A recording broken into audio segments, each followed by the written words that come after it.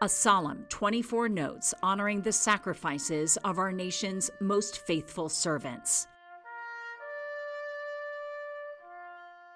But on this day, the more than 100 people there did not know the 79-year-old unclaimed veteran they showed up to support at the Pikes Peak National Cemetery in Colorado Springs. We're here to honor Air Force Sergeant Abbott, who served during the Vietnam War. But the two people seated in the front row did. Growing up watching, some of the biggest names, Kobe, LeBron, and just being able to connect with these kids, providing this opportunity for some kids that might not have this opportunity to just, engage with our staff, learn the game of basketball in a fun and safe environment. Whether you're learning how to dribble the ball, pass the ball, shoot the ball, play defense, it's just great to be active. No affection and socialization. Sit. As difficult as that is to witness, Wolf Saba says knowing the dogs are getting a second chance at life keeps her motivated to help. Hi, babies. Aw, you're so cute. It's literally the first day of the rest of their lives, right? So I just choose to look at the positive of it now, and it's a means to an end. It's the last bad ride they're gonna have. Let's go! Let's go! They will develop a lot of teamwork. They will develop a lot of grit and resilience. And ultimately, they will develop the confidence that they need in order to not only successfully complete the rigorous 4 years here at the United States Air Force Academy, but fight and win our nation's wars if necessary as well.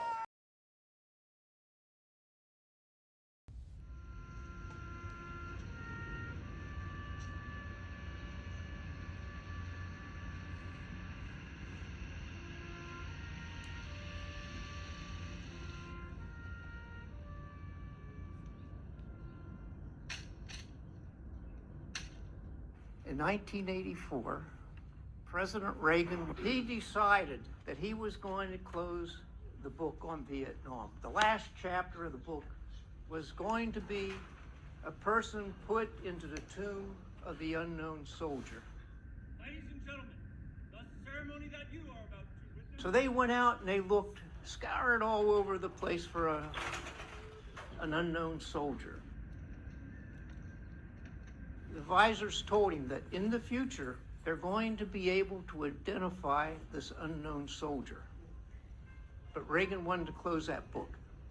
So he had the ceremony on the 28th of May, 1984.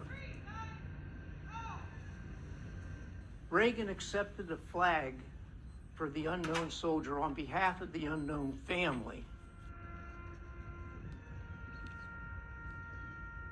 There was a family that thought that was her son in that casket that was being there, but they couldn't prove it. But his sister happened to be in the military also, and she was able to push things forward very systematically. Come to find out, when they opened it up finally, in 12 years he was in that tomb, they opened it up, they took the DNA sample, and sure enough, it was his family's brother and the son. His name was First Lieutenant Michael Blassie. But the long and short of it, they knew that it was him to begin with. And that's the story that really hurts. Thank you. Thank you so much.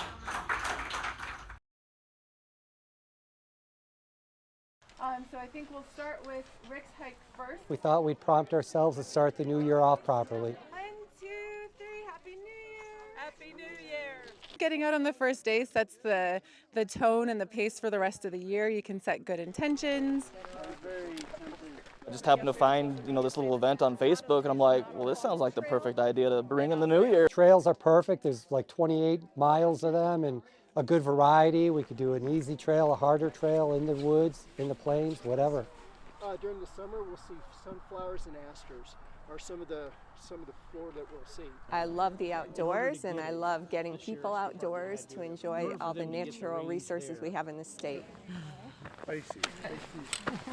We really want to make sure that people know hiking can be for people of all different skill levels, ages, and abilities.